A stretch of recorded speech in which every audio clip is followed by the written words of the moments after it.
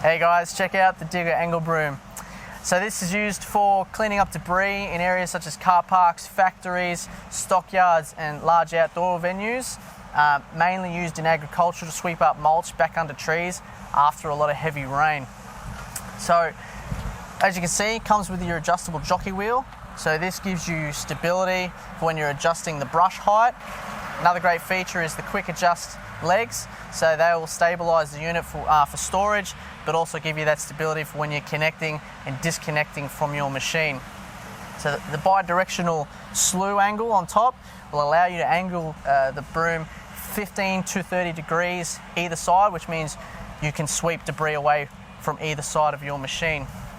The brush on the angle broom is one piece, comes in a poly wire or just a poly brush. It's easy and quick to replace, and we have hose clamps around the unit to keep your hose away from your tracks or your tyres.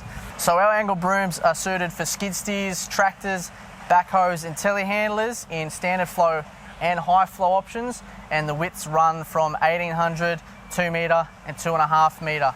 So we also manufacture the bucket brooms and the open face brooms, and best of all of the Digga brooms are manufactured right here in Australia.